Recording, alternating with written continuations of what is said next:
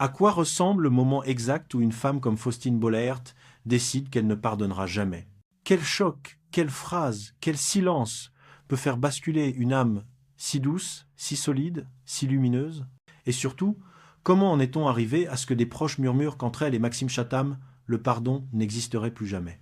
Car derrière l'image familière d'une animatrice bienveillante, confidente des après-midi français, il y a aujourd'hui une femme blessée qui avance sans bruit.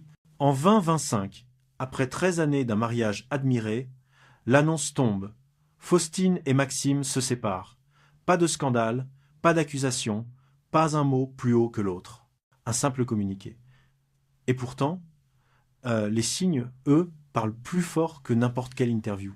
Un été sans alliance, des photos de vacances où l'absence devient un personnage à part entière, une apparition solo lors d'un gala caritatif où, à la question innocente d'un journaliste, elle répond « Je suis venue en tant que mère », une phrase douce, mais tranchante comme une frontière. Puis il y a les regards. Ceux qu'elle baisse quand un invité évoque une trahison conjugale. Ce léger silence d'une seconde, si bref qu'un téléspectateur inattentif ne le remarque même pas. Mais assez long pour que ceux qui la connaissent y lisent une douleur ancienne, encore vive. Dans les coulisses de Ça commence aujourd'hui, un technicien lui demande un jour à demi-voix « Ça va ?» Elle sourit faiblement et répond « Je vais mieux ?» 2 mots simples. 2 mots qui disent une tempête entière. Alors, qu'est-ce qui a réellement été brisé? Pourquoi ce silence pèse-t-il plus lourd qu'une confession publique? Et qu'est-ce qui a poussé Faustine, si pudique, si loyale, à tracer la ligne du non-retour? Voici l'histoire d'une femme qui a trop longtemps porté seule le poids de l'harmonie. L'histoire d'une rupture sans cri, sans éclat, mais marquée par un moment précis où elle a compris qu'elle ne pardonnerait jamais. Pour comprendre la rupture, il faut d'abord comprendre la femme, Faustine Brigitte Suzanne Faragy, née en mars 1979 à Paris, grandit dans un environnement marqué par le mélange des cultures bretonnes et italiennes, une famille où l'on valorise l'écoute, la curiosité et le sens du lien.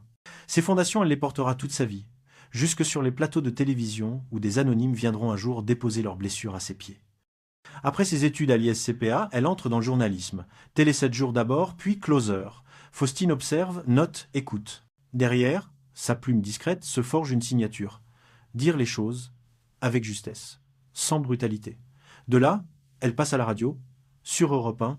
Sa voix posée, sa manière de laisser les gens parler sans les bousculer attire l'attention. Naturellement, la télévision s'ouvre à elle. Elle devient chroniqueuse, puis visage familier d'émissions grand public. Mais tout change vraiment en 2018, lorsqu'elle arrive sur Ça commence aujourd'hui. Chaque jour, elle écoute des histoires douloureuses. Chaque jour, elle offre un espace où l'on peut respirer. Sa bienveillance n'est pas une façade. Elle est sa manière d'exister au monde. Très vite, elle devient plus qu'une animatrice. Une présence réconfortante, presque intime pour des millions de Français. C'est dans cette période de lumière qu'elle croise la route de Maxime Chatham, le maître du thriller français. Leur rencontre étonne. Elle, la chaleur. Lui, les ténèbres littéraires. Mais l'opposition fascine. On parle d'un couple complémentaire. Elle ancrée dans l'humain, lui plongée dans les profondeurs de l'âme sombre. Ils se marient en 2012, fondent une famille, trouvent leur équilibre dans une discrétion volontaire. 2 enfants, Abby puis Peter, naissent au fil des années. Les photos montrent un foyer doux, protégé, sans excès médiatique. Un couple qui ne joue pas la comédie des réseaux sociaux. Le public y croit, les médias aussi. Pendant longtemps, l'image tient bon. Faustine, le soleil. Maxime, l'ombre. Et pourtant, certaines ombres finissent toujours par déborder. Car sous la surface, quelque chose se met en mouvement. Un éloignement subtil, une fatigue invisible, le début d'une fracture que personne, pas même eux, ne sait encore nommer. C'est à l'été 2024 que les premiers silences deviennent visibles. Des détails minuscules, presque anodins, mais qui, mis bout à bout, racontent une histoire que personne n'ose formuler. Faustine part en vacances avec ses 2 enfants. Comme toujours, elle partage quelques images d'instants simples, un goûter improvisé, un coucher de soleil, les rires d'Abby, tout semble normal. Tout sauf une absence. Maxime n'apparaît nulle part. Pas une silhouette floue, pas une main dans un coin de cadre, pas une mention. À la question d'une internaute « Il est où, Maxime ?» Faustine répond avec un sourire poli « Il termine son nouveau livre ». Une réponse courtoise, presque mécanique. Mais le regard dit autre chose. Une lassitude fine, difficile à masquer. À la rentrée, la distance devient plus palpable encore. Certains collaborateurs remarquent qu'elle arrive plus tôt que d'habitude, repart plus vite aussi, comme si l'air de la maison était devenu trop lourd. Les soirs où elle enregistre tard, elle envoie des messages rapides aux enfants « Dormez bien », mais jamais de « On rentre tous ensemble ». Elle rentre seule. Dans leur maison familiale, les bruits du quotidien ont changé. Les échanges se font plus courts, les absences plus longues. Maxime, absorbé par ses manuscrits, s'enferme dans son bureau gothique où les heures n'existent plus. Faustine, elle, porte le reste. Les devoirs, les repas, les rituels du coucher.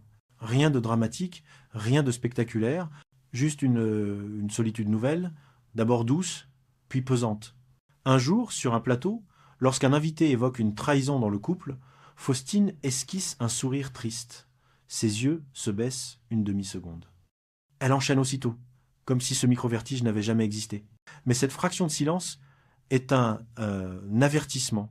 Une fissure, un souffle qui annonce l'effondrement. Ce qu'elle vivait alors n'était rien comparé à ce qui allait suivre. Il existe toujours un moment où les choses basculent. Pas une explosion, pas une dispute mémorable. Parfois, c'est juste un souffle. Un soir trop silencieux. Un regard de trop ou un regard qui manque.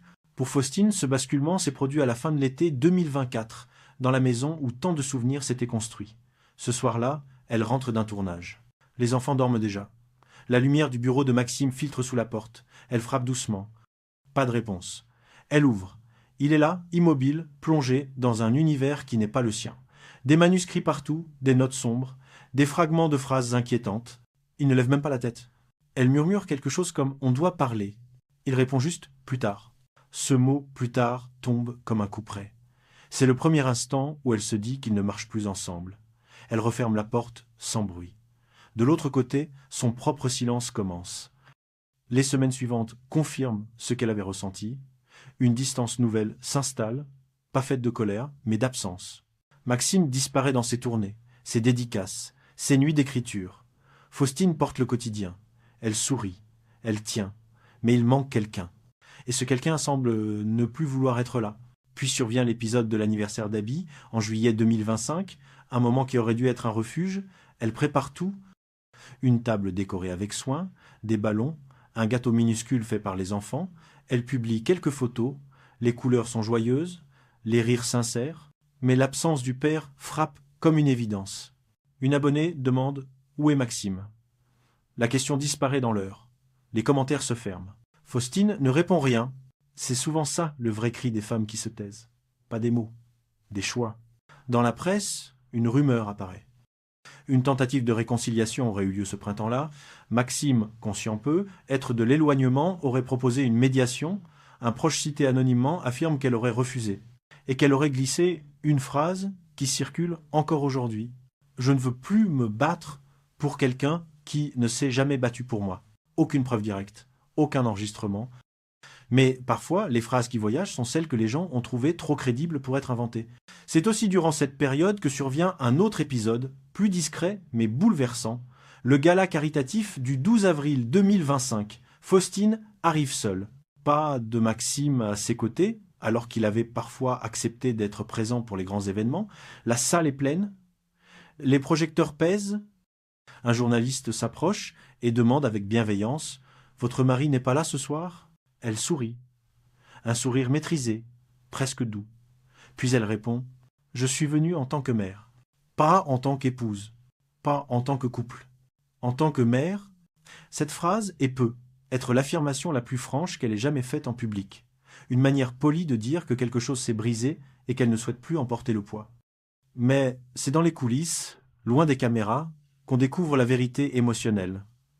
Un technicien, habitué à la voir rayonner même les jours difficiles, lui demande à voix basse « Ça va ?» Elle répond « Je vais mieux. »« Passier weiß bien ?» Mieux, un mot qui laisse entendre qu'elle a connu le pire, qu'elle en sort à peine et qu'elle n'a pas l'intention d'y retourner. Ce mieux contient une année entière de lutte silencieuse. Le même schéma se répète dans l'émission qu'elle anime. Un invité parle de trahison dans le couple. Faustine écoute, comme toujours, mais cette fois, une seconde flotte. Son regard se trouble. Elle baisse les yeux, puis relève la tête et enchaîne comme si rien ne s'était passé. Pour les téléspectateurs occasionnels, ce n'est rien.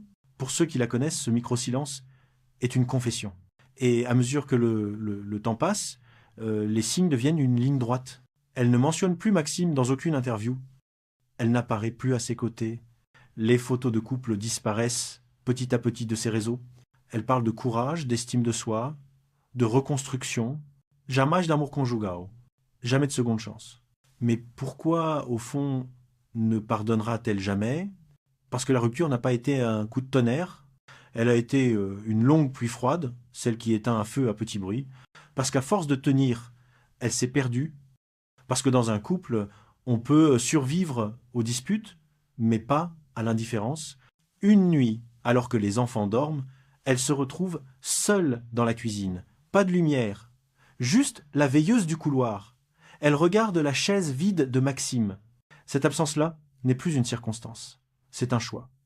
Elle comprend à cet instant que pardonner reviendrait à gommer des années de solitude silencieuse, à excuser ce qui n'a jamais été réparé. Et surtout, cela signifierait renoncer à ce qu'elle a recommencé à reconstruire, elle-même. Ce soir-là, elle n'a pas cessé d'aimer. Elle a cessé d'espérer. Et c'est peu être cela, au fond, ne jamais pardonner. Après la rupture, Faustine ne s'effondre pas, elle ne s'explique pas non plus, elle avance, lentement, prudemment, mais avec une détermination silencieuse qui surprend même ceux qui la côtoient chaque jour. Car lorsqu'une femme a trop longtemps porté seule un couple, il arrive un moment où continuer n'est plus du courage, mais du renoncement. Elle a choisi de ne plus renoncer. La reconstruction de Faustine ne passe ni par la colère ni par l'amertume. Elle commence par quelque chose de plus simple, réapprendre à être présente pour elle-même. Dans les coulisses de son émission, on la voit parfois respirer profondément avant d'entrer en plateau, comme si elle déposait derrière elle un poids invisible. Son sourire n'est plus celui d'autrefois, parfaitement maîtrisé. Il est plus vrai, plus fragile, mais aussi plus libre. Elle parle davantage d'estime de soi, de limites à poser, de la nécessité de ne plus s'oublier dans les attentes des autres.